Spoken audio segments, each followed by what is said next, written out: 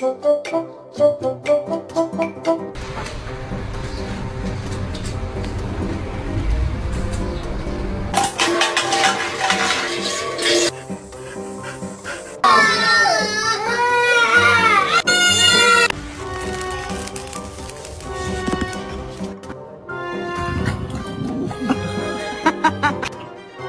the heck is going on with your hair?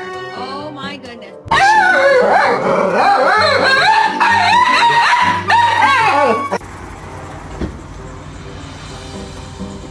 Thanks. Look here now.